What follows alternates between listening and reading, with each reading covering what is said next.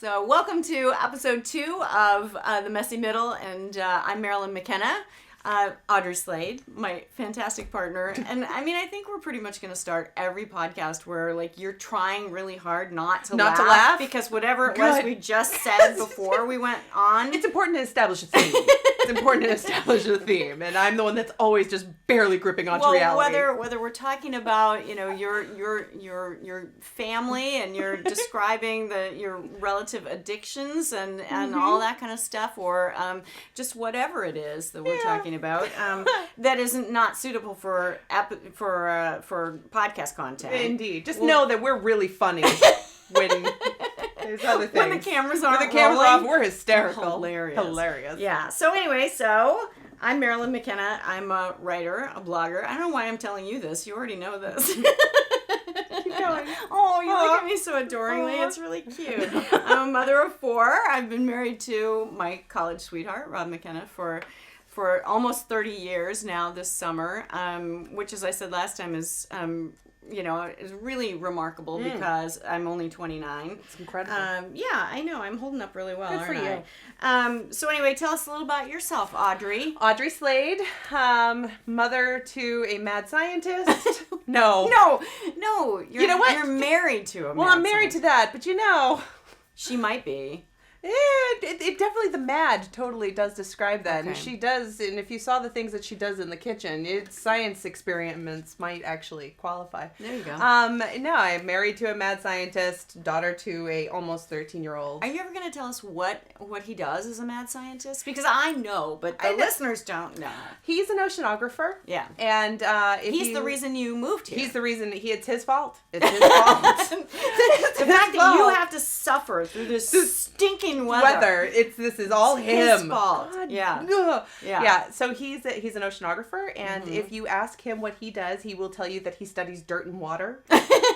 But dirty water, or no, dirt and water. Dirt in water. So, how is dirt in water not dirty water? Yeah, well, it's fun you mention that, because it turns out there's all kinds of different types of things that could be classified as dirt. But he does ocean optics is what it comes down to. So he understands the science of how we see through the water and the different ramifications of that. And while he might act like a big goofball, he's actually one of the brighter minds in his field. Aww. So we're pretty proud of him, but we don't want his head to get too big.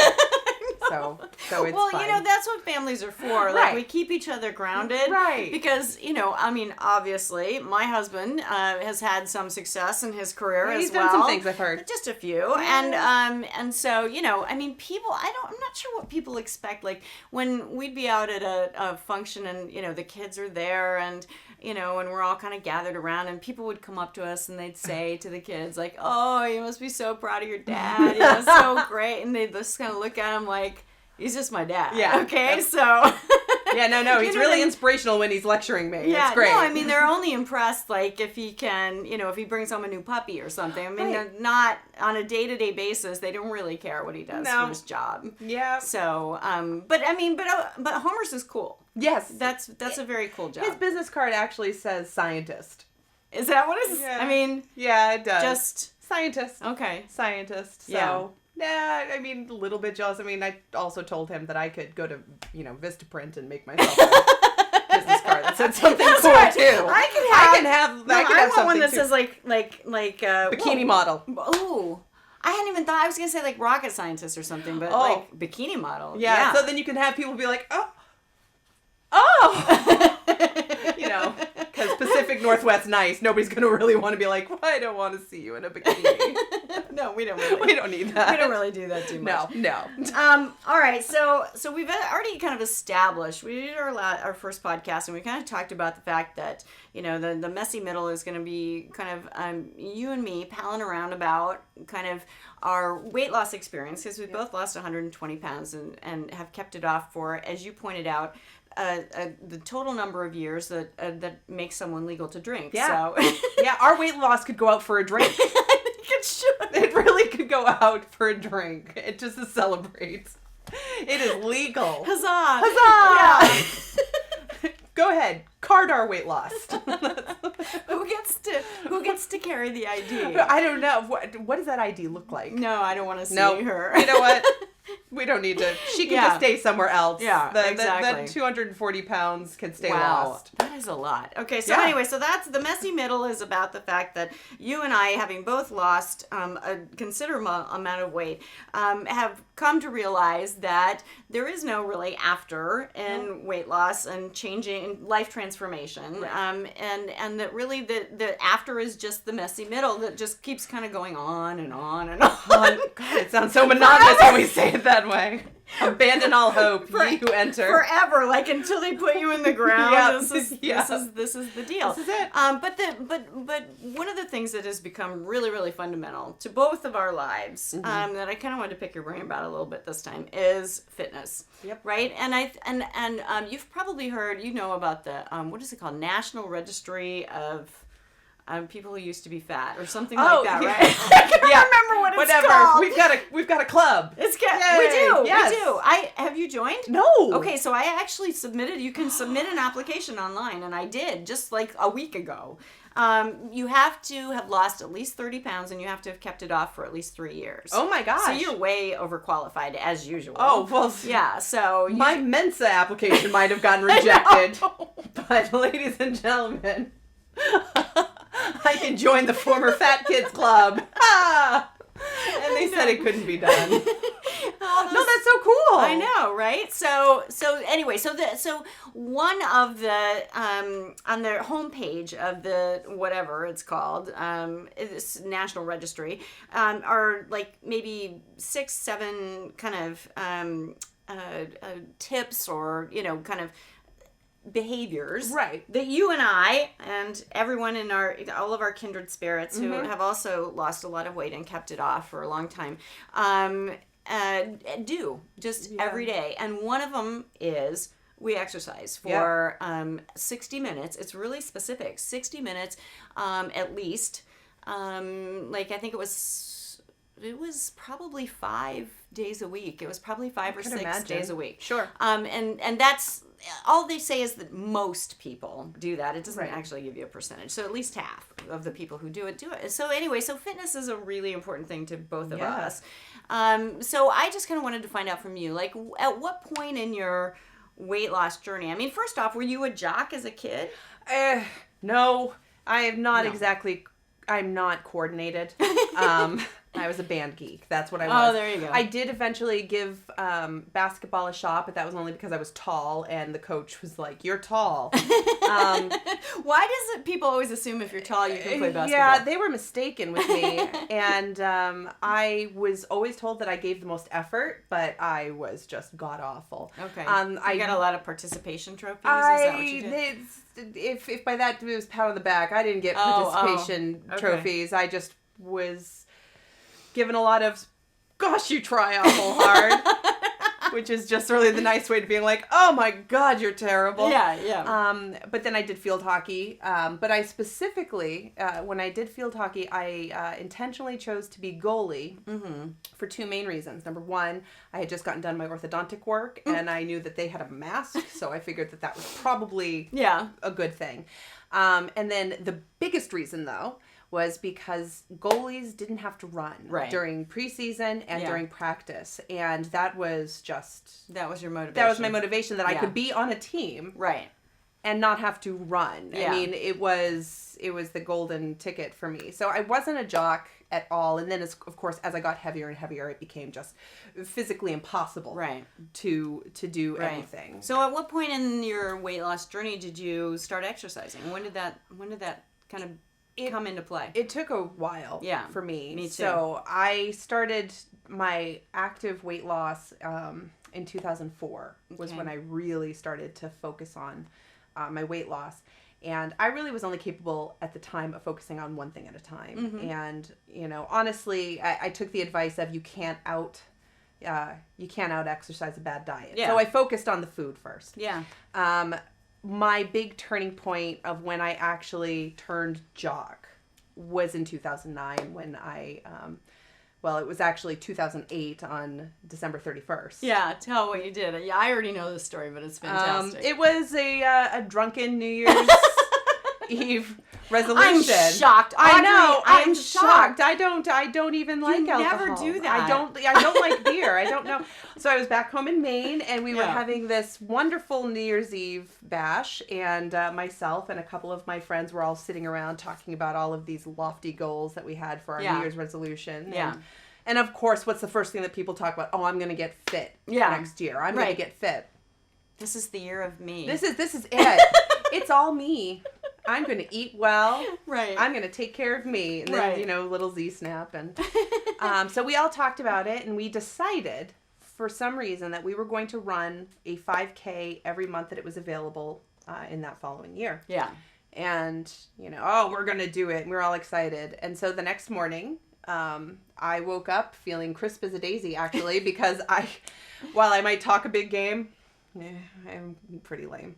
So I was feeling great. And so I got up early and I started researching races because I thought, surely there is no way that there's going to be any kind of road race in the state of Maine in the winter. In January. And I found out the first one was 2 weeks later. Oh my God. And so I went to my friends and said, okay, here's the first race. And everyone else said, well, one said, I don't remember having that conversation. And then the other one legitimately didn't probably remember. didn't. And then everyone else was like, yeah, we're not doing that.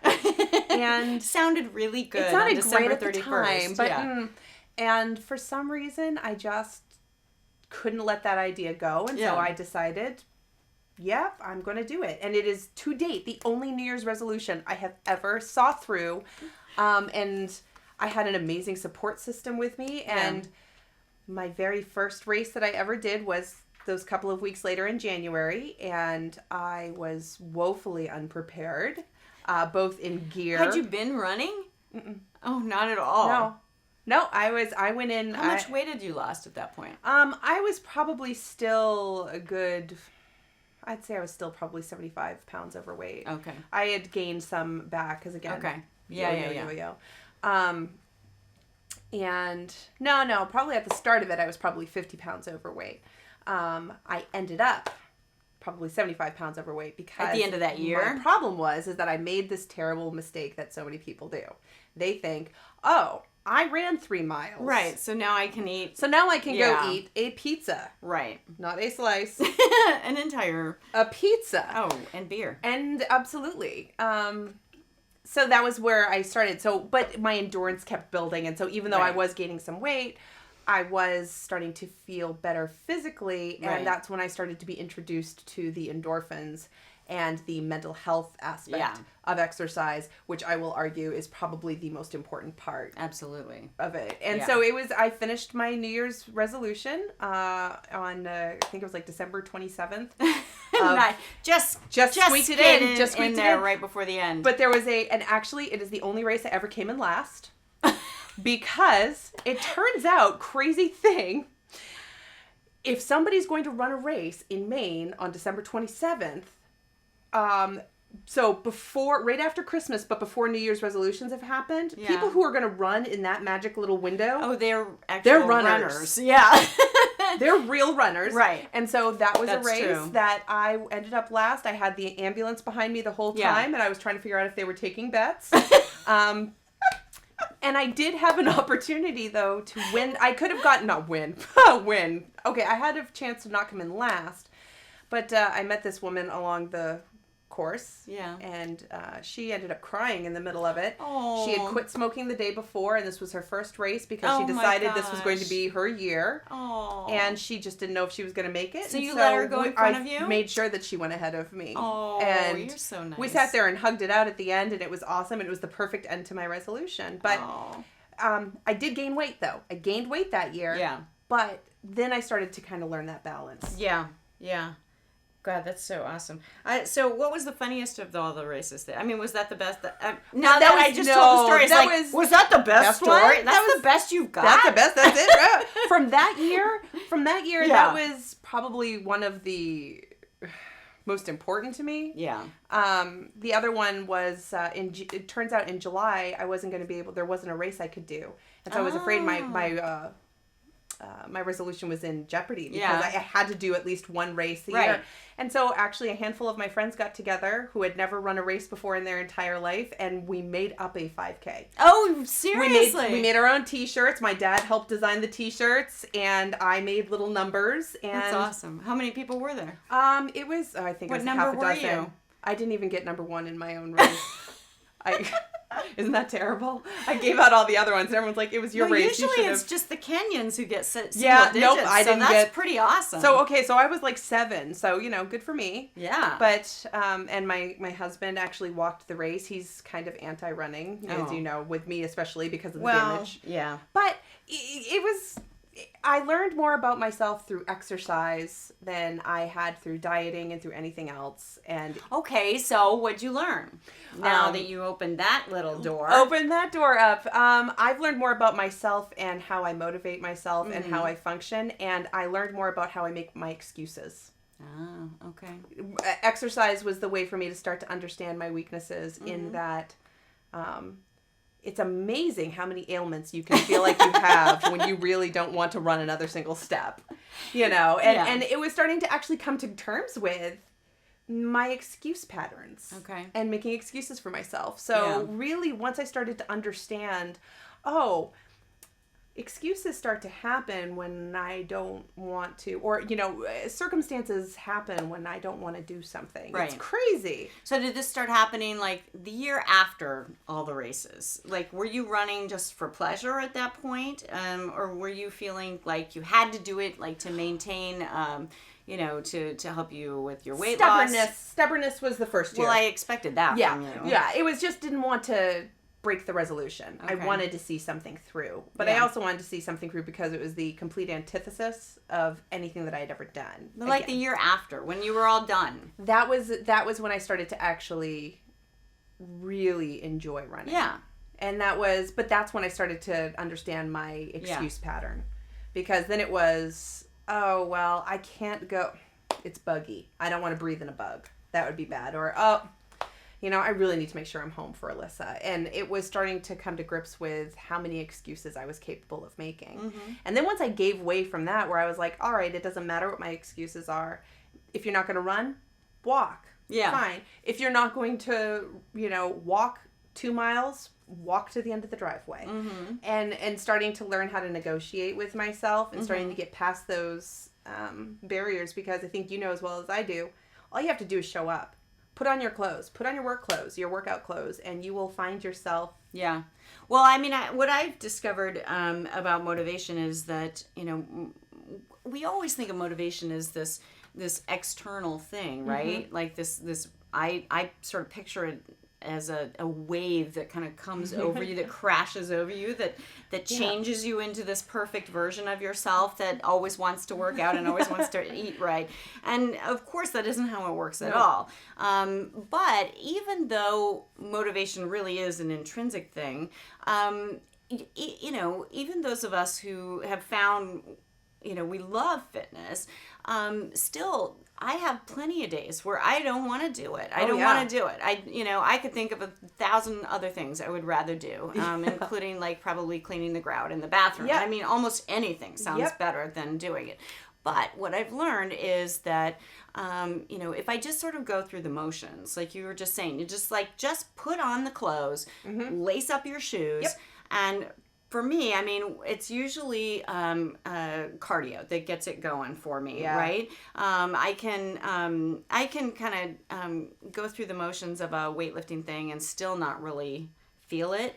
But if I push start on a cardio machine and get going, like I literally have watched the clock before. It was 8 minutes and 24 seconds when the endorphins kicked in. And it's almost like you don't always have to feel motivated. Like sometimes the motivation comes and finds you. Right. And that to me was just a complete revelation. And I still have to remind myself of that because all the time it happens where I don't want to do it. Yeah. Because it takes a long time. I'm going to screw up my hair. I got all kinds of reasons why I don't want to. No, because we're really good at making excuses of why we don't want to. Because the other thing that you got to say about exercise is that while it makes us feel good, it makes us feel great, It's uncomfortable. Right. And as humans, we want to make ourselves comfortable. Right. We want to be in that comfortable space. Yeah. And, part of exercise is getting comfortable with being uncomfortable. Yeah. And that's part of where you've got to kind of live. Mm-hmm. And we'll do anything sometimes to protect ourselves from that. And it's even once you get, practiced at something and mm-hmm. you do it a lot, like whether when I picked up hot yoga, and that was like a totally new thing for me. And when I first started doing it, that was way outside my comfort zone, and it took me a while to get used to. But then all of a sudden, like that's my normal practice, and that becomes my comfort zone. So even though it's challenging and stuff, it's not. It doesn't push me in the same way. So I gotta shake it up and do something different. So I've been trying to do that lately. I've picked up all kinds of new stuff. Yes, lately. you have. Well, I like to try. Quite literally, you picked up. Yes, that's true. I started doing bodybuilding, and part of the reason I started to do it is, well, first off, I like a challenge, and for me, I like a physical challenge, because it just marries those two things together for me, like taking care of myself and feeling connected to my body, which is something when I was fat, I felt completely disconnected from my body. So I like physical challenges for that reason, but also just because I like to do something that that feels like maybe it's just out of reach. Like I'm not really sure I can do it. I'm not positive. I feel like I probably can, but I'm not entirely sure. So that's what this bodybuilding competition feels like for me. I look at these people who are kind of at the end part of their whole process, and what they've accomplished at the end is just amazing. And and I work at it every day, and whether or not I'll get there, I don't know, but I like it for that reason. And I like to lift heavy stuff. It's kind of cool. Yes. Yeah. Well, because did you think that you would, 15 years ago, did you think that would have? No. And isn't that part of the fun? At least it is for me, is being like, I never could have done this. Right. And not just because I couldn't have physically done it. I was not mentally prepared for that kind of... Well, that's what running was for me for a long time, until I got seriously injured. And I wanted to talk to you about that because I know you've had serious injuries too. I mean, what is it about? What is it about? Damn it, running! God, anyway. Running! We both love it, and yet it's a cruel companion. It really is. Yeah, because it just wreaks havoc on our bodies. It certainly has on mine, and so the price that I've paid for that now is that I have no cartilage in my right knee, and so I still run, but instead of running distance anymore, which I can't do, I do intervals, so I get to run really fast. So I just don't have to do it for very long. Yes, which is awesome. Actually, I was going to say it's condensed. Yeah, I like that. Yeah. So that's I found a way to do it, at least for now, that works until I have to have my damn knee replaced, and then we'll see what happens after that. But what about you? I mean, I know you've got this ongoing injury in your foot that it doesn't want to seem to heal. No, and it's caused other problems, of course. Now, part of it stems from the fact that I was so heavy for so long. Exactly. That's why I have osteoarthritis. This is why your knee's the way it is. Exactly. I mean, part of it is that I did damage to myself that doesn't get undone. Right.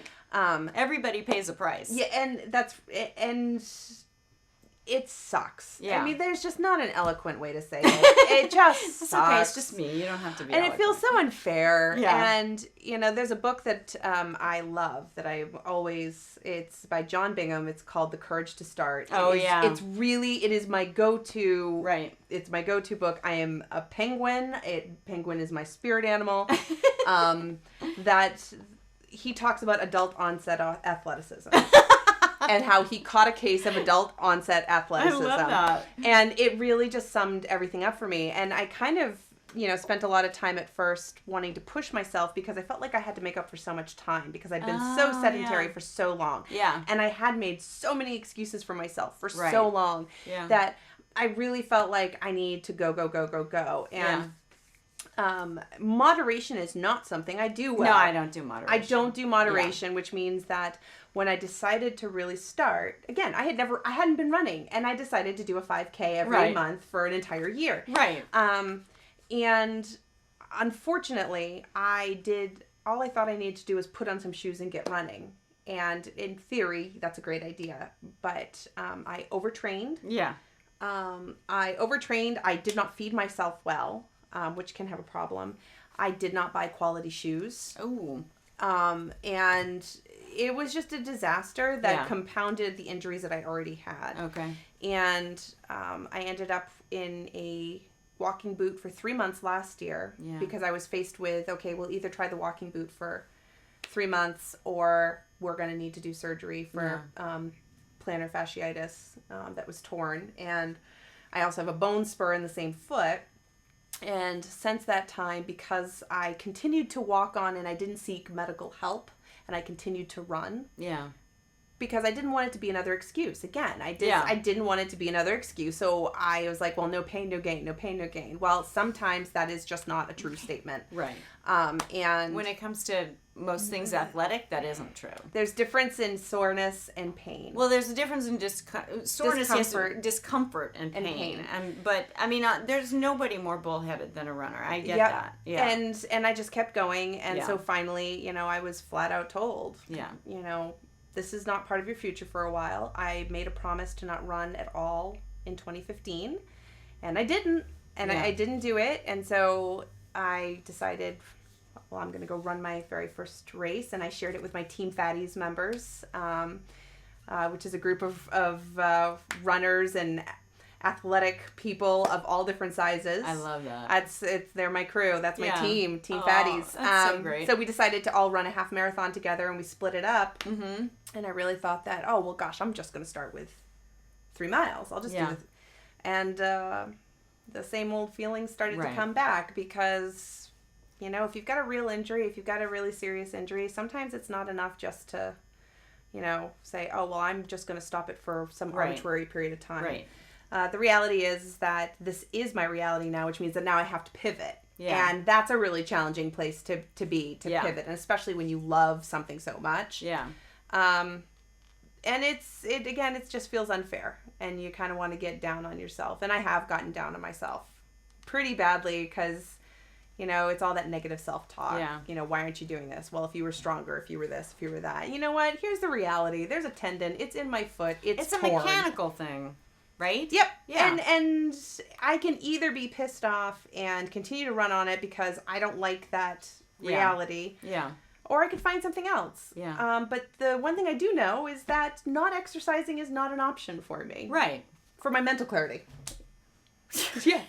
Because mental clarity is important. What? I'm completely sane without it. No, one of my favorite sayings is that food is the most often abused substance, and exercise is the least utilized antidepressant. Yeah. And it is so true. It is true. But in all the years that I was so obese, I just couldn't see that. I couldn't see that. I couldn't. I was so in a place where none of those messages got through. That I had to experience it for myself. It's one of those things that, like, I talk about the benefits of exercise all the time in my forums that I have, my platforms. But I'm really completely sympathetic to the fact that, that it doesn't always mean anything to somebody who, for whatever reason, isn't in a place where they can hear that message. No. So I just keep saying it anyway. But we have to keep saying it because you have to keep, unfortunately, again, with the internet, we live in a world where, you're made to think, well, if you don't love kale and if you don't love yoga, if you're not just completely crazy about it, then there's just something wrong with you. So don't even bother. Right. And the truth is a little bit more in the middle. Yeah. It's, the messy middle? Are you serious? I know. Isn't that weird? Tying it together. Segue. But it's true. We are not actually, we can't force the message on somebody. Yeah. And so we do need to keep saying it over and over again, and also say that there's a more real place to kind of be, that exercise does have a healthy place in our life that doesn't have to mean obsession. And you and me obsess about stuff. No, I can't imagine. No, weird. But people have to be ready to hear the message, and we can't make them hear it. Exactly. So we'll just have to keep saying it. All right, we'll keep saying it. Anyway, until next time. Yeah. We'll see you next time on the don't forget to like us. iTunes. iTunes. That's right. Like us. Thumbs up. Subscribe. Enjoy. Good job.